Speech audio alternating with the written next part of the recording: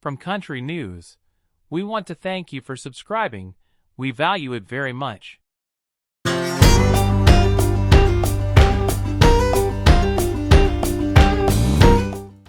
In Country News, Tanya Tucker.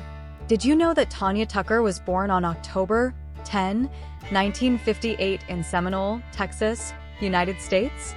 The youngest of 3 children born to Alma Juanita and Jesse Melvin Bo Tucker, 1927 to 2006.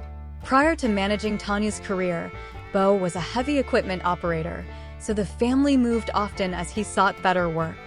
Her early childhood was spent primarily in Willcox, Arizona, where the only radio station in town, KCHL, played country music. The Tuckers attended concerts of country stars such as Ernest Tubb and Mel Tillis, and Tanya's sister La Costa was praised in the family for her vocal abilities. At the age of 8, Tanya told her father that she also wanted to be a country singer when she grew up. When the Tuckers moved to St. George, Utah, Juanita took Tanya to audition for the film Jeremiah Johnson.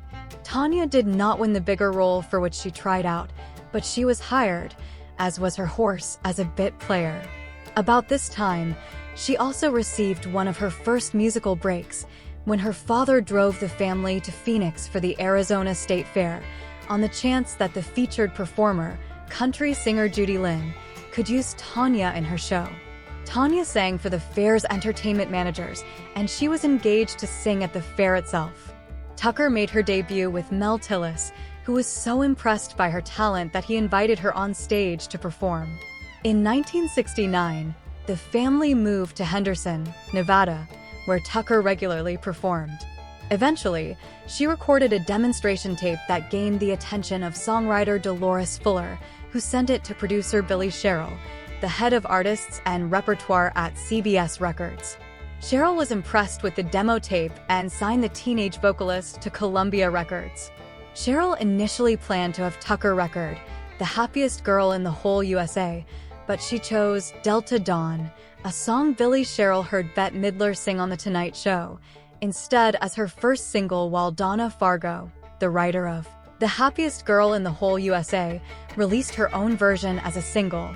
Released in May 1972, the song became a hit, peaking at number 6 on the country chart and scraping the bottom of the pop chart. At first, Columbia Records tried to downplay Tucker's age, but soon word leaked out and she became a sensation. A year later, Australian singer Helen Reddy scored a number 1 US pop hit with her version of Delta Dawn. "I thank the lucky stars and the good Lord for that song," Tucker told 901 Network magazine in 1988. "If I cut it now for the first time, I think it would be a hit. I was fortunate to have latched onto that one, and that was all Sherrill's doing. If it hadn't been for Sherrill, I probably would have been a rodeo queen or something." Her second single, Love's the Answer, also became a top 10 hit later in 1972. Tucker's third single, What's Your Mama's Name, became her first number 1 hit in the spring of 1973. 2 other number 1s, Blood Red and Goin' Down, and Would You Lay With Me, in a Field of Stone, followed, establishing Tucker as a major star. In 1975, she signed with MCA Records, where she had a string of hit singles that ran into the late 1970s. Among these hits was Lizzie and the Rainmen, which became a number 1 country hit and also became Tucker's only top 40 pop music hit, peaking at number 37. It also peaked among the top 10 on the adult contemporary charts at the time. Tucker has a string of top 10 country hits under MCA between 1975 and 1978, including San Antonio Stroll, Here's Some Love, and It's a Cowboy Lovin' Night. In 1977, she recorded You Taught Me How to Cry, a duet with Hoyt Axton on his album Snowblind Friend. In 1978, she decided to radically change her image and cross over to rock with her TNT album. Despite the controversy over the record and its sexy cover, it went gold the following year. The 2 hit singles from the album were I'm a Singer, You're the Song, and Texas, When I Die. The latter reached number 5 on the country charts, and its B-side, Not Fade Away, a Buddy Holly cover, peaked at number 70 on the Billboard Hot 100. By the end of the 1970s, her sales were declining. In 1980, she only had 2 hits. One of them was Can I See You Tonight? Also in 1980, she recorded a few singles with Glenn Campbell, with whom she was romantically linked. In addition to recording, she also made her feature film debut in Hard Country, although she did have small roles in Jeremiah Johnson, 1972, and the television miniseries The Rebels, 1979. She also had begun drinking in her late teens, and she explained how it started.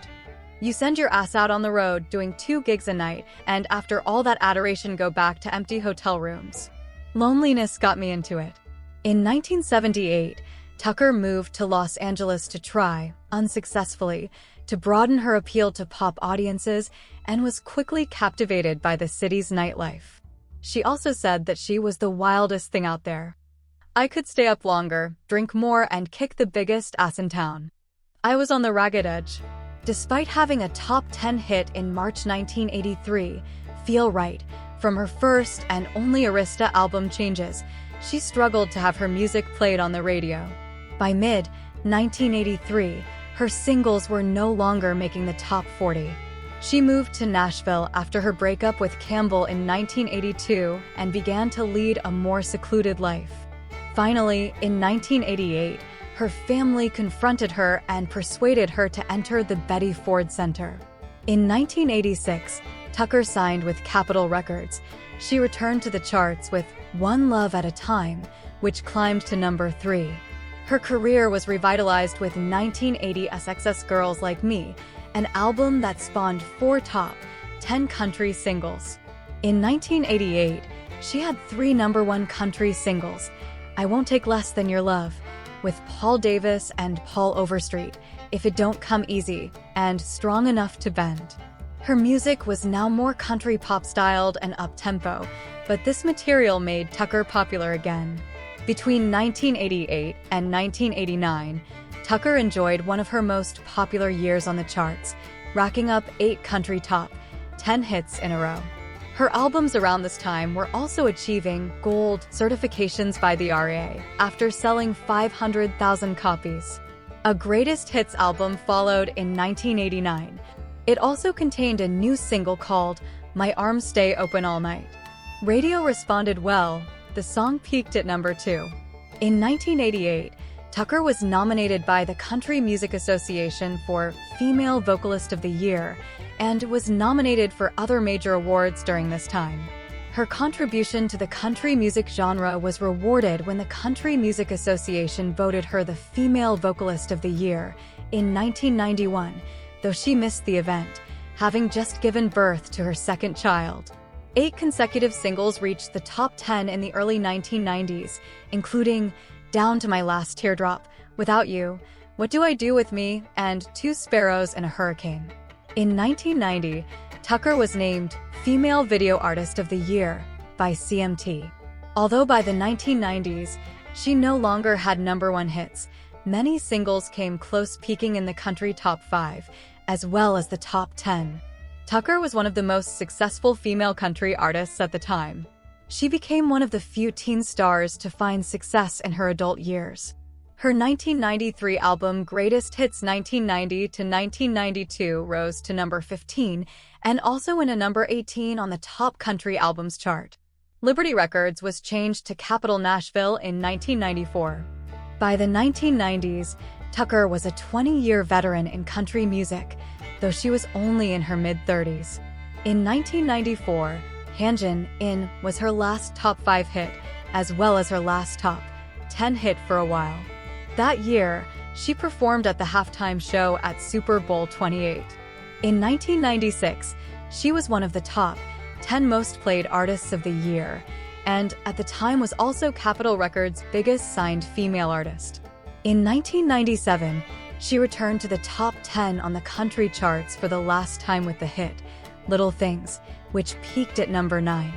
That year, she was inducted into the Texas Country Music Hall of Fame. In 2002, Tucker founded Tucker Time Records, allowing her to retain control of the recording process and release the singles she wished to release. The same year, she issued Tanya, her first album in 5 years, which was distributed through Capitol Records. In 2002, Tucker was ranked number 20 on CMT's 40 Greatest Women of Country Music. In 2005, she released an album, Live at Billy Bob's Texas. In 2005, she also contributed 2 songs to a tribute album to Bob Wills, called A Tribute to Bob Wills' 100th Anniversary. In 2005, she released a book, 100 Ways to Beat the Blues on Fireside, which included tips on shaking the blues from some of Tucker's friends such as Willie Nelson, Brenda Lee, Little Richard, and Burt Reynolds. Tucker recorded an album, Lonesome Town, around 2007, but it has never been released. The same year, she recorded a live concert at the Renaissance Center in December. Tucker also sang a duet with country music artist Billy Joe Shaver of Shaver's Song, Played the Game Too Long, on his album, Everybody's Brother, released in September 2007. In 2009, Tucker signed a one-time deal with Saguaro Road Records from Time Life. Tucker's Lonesome Town project was put on hold to do the first cover album of her career, My Turn, which was released in June 2009 and placed number 27 on the Billboard country charts. The first single, Love's Gonna Live Here, was released to radio and was also available as a digital single. It is a remake of the classic hit by Buck Owens. The album includes classic country hits such as Wind Me Up, Lovesick Blues, You Don't Know Me, Ramblin' Fever, Walk Through This World With Me, Big Big Love, Crazy Arms, After the Fire Is Gone, and Oh Lonesome Me. Tucker appeared on Terry Clark's 2012 album Classic in a remake duet of her first single, Delta Dawn. In June 2017, Tucker was featured in Rolling Stone as one of the 100 greatest country artists of all time. After the death of former Flame Glenn Campbell on August 8, 2017, Tucker released her first single since 2009, Forever Loving You, a song co-penned by Tennessee State Senator Rusty Crowe. The songs released the following day on the eve of Campbell's funeral drew ire and criticism being exploitative. Tucker claimed that a portion of the proceeds will benefit the Alzheimer's Foundation of America, but the foundation stated it was not involved in the promotion and has not received any funds. Tucker released While I'm Livin', her first collection of original material since 2002's Tanya, in 2019 via Fantasy Records. It was produced by Shooter Jennings and Brandi Carlile, with Carlile brought onto the project after initially being approached for songs by Jennings, but after having professed such an admiration of Tucker and her work, Jennings felt it necessary for her to co-produce the record alongside him. Tucker performed Bring My Flowers Now at Loretta Lynn's All-Star 87th birthday concert at Nashville's Bridgestone Arena with Carlile playing piano. The album's first single, Hard Luck, was released on June 28th, along with its accompanying music video. On January 26, 2020, Tanya Tucker won her first 2 Grammy Awards for Bring My Flowers Now and While I'm Livin'. Tucker released a live album, Live from the Troubadour, on October 16, 2020. In a 2021 interview with Rolling Stone, Tucker revealed that she was working on a follow-up to While I'm Livin' with Carlile and Jennings. During her 2022 set at Stagecoach Festival, Tucker revealed that her new album had been completed. On April 5, 2023, Tanya announced her studio album Sweet Western Sound and released the first song from the album, Kindness. Sweet Western Sound was produced by Tucker along with Brandi Carlile and Shooter Jennings and was released on June 2, 2023, via Fantasy Records.